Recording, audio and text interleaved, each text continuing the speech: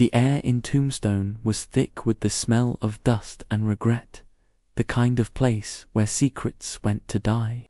And right now, there was a whole graveyard full of them. I was nursing my whiskey when a shadow fell across my table. I looked up into the steely eyes of Sheriff Roy Delaney. He looked like he hadn't slept in days, which wasn't surprising since word had it he hadn't slept in weeks. Now, he wasn't the type of man you wanted to disappoint. His face was carved from granite, weathered and hard, with the kind of jawline that could cut a man's throat in the dark. But there was something different about him tonight, something that pulled at the corners of his mouth like a tired smile. It was a defeated look that made him look almost human. "Got a proposition for you, Shortstack," he said, his voice raspy and low, like gravel sliding down a tin roof. Now, I knew what he was after. I mean, everyone in town knew. Delaney was dying, and not just because he was sucking down whiskey like it was water.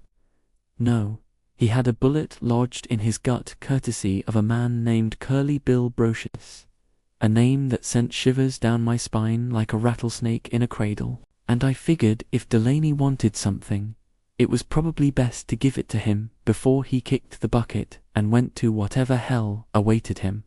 But I played dumb, pretending to ponder the weight of the universe, just for kicks. "Let me guess," I drawled, swirling the amber liquid in my glass. "You want me to track down the grave of Old Man Withers?" He nodded curtly. "That's right. And I need you to bring me back something from there." "What exactly am I bringing you?" I asked, knowing damn well what he wanted, but playing along just for the sake of it. Delaney reached into his coat and pulled out a faded photograph. It was an old one, yellowed with age and creased from years of being folded and unfolded. In it were 3 men, all of them dead now. Withers, I knew, was the lanky one with the handlebar mustache. The other 2 were his sons, both killed in the Civil War, or so the story went. I also knew that those boys had died with Confederate sympathies and that their father had spent a lifetime trying to cover up the shame of it. "Why do you want this picture?" I asked. "Because they didn't get a proper burial," he said, his voice cracking like a whip. "Not after what happened to them, not after what people did to them." His eyes were distant, staring off into the sunset that would never be. "They deserve a proper burial, and I won't rest until I can give it to them." It was the kind of request that tugged at the heartstrings, if you were the sentimental type. Me, I was all worn out on sentimentality.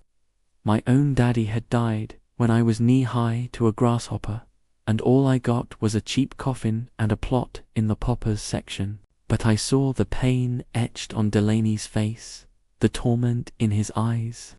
And maybe it was the whiskey talking, but I found myself agreeing.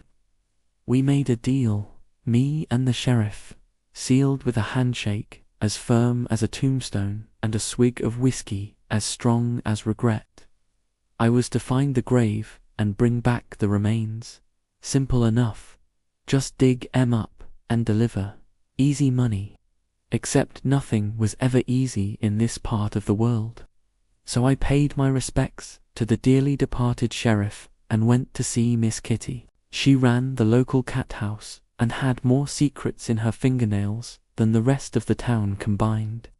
As luck would have it, she had information on Withers and his boys, the kind of information that could get you hanged, drawn and quartered, or in my case, get me a 6-pack and a hot meal. See, Miss Kitty had a soft spot for the underdog, or maybe it was just that she liked free booze. Either way, it worked out in my favor.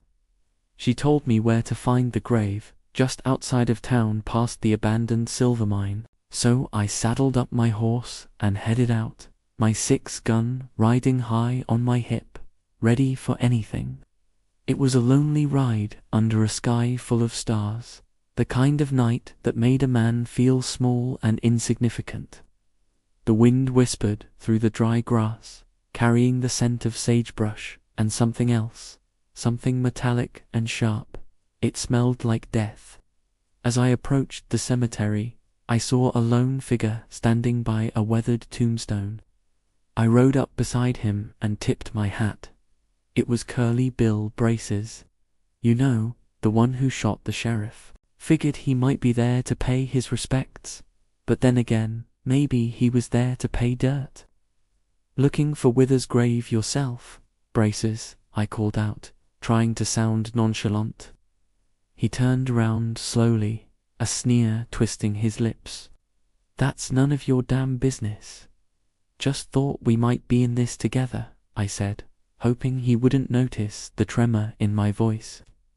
"You best stay out of this, Shortstack," he said, his eyes narrowing. "This is between me and the sheriff." And just like that, he turned back to the grave, leaving me in the dust. I sat there for a moment, watching him, wondering what it would be like to have that kind of focus, that kind of single-mindedness. But then the wind shifted, bringing with it the smell of fear, and I knew I wasn't in this alone. So I did what any sane man would do. I got the hell out of there. Back at the saloon, I poured myself another drink and waited for the sheriff to come looking for me. But he never did. I finished my drink and went to bed, tossing and turning, listening to the wind howling like a banshee. I couldn't sleep. The image of Braces at the grave was burned into my mind. What was he doing there? Was he paying respects, or was he guarding something? In the morning, I went to see Miss Kitty. She was sitting on the porch swing, sipping coffee and watching the sunrise. I sat down beside her and told her about Braces. She listened patiently, her eyes distant. Then she said, "You missed the point of the game, Shortstack." "What do you mean?" "The sheriff isn't dying from a bullet wound. He was poisoned. That's why he wanted the bodies brought back. He wants to bury them and die with them." I stared at her, dumbfounded. "But the bullet, the blood," she shrugged. "He put the bullet in himself. It's a mercy killing. He's got a few more days left, maybe weeks. The poison will take its time. But when it takes him, it'll take him quick and clean." I felt a chill run down my spine. The sheriff was playing us all, and I was right in the middle of it. But then I thought about it. Why would he try to kill himself? He had too much unfinished business in this town. There was still justice to be served, scores to be settled. Then I remembered what she had said about the poison taking him quick and clean. Quick and clean weren't words usually associated with the things the sheriff was planning. This was his last job, his swan song, and he was going out in style. Withers and his boys might have been dead for decades, but they were about to get one hell of a send-off. So when the sheriff came looking for me that evening, I knew what he needed.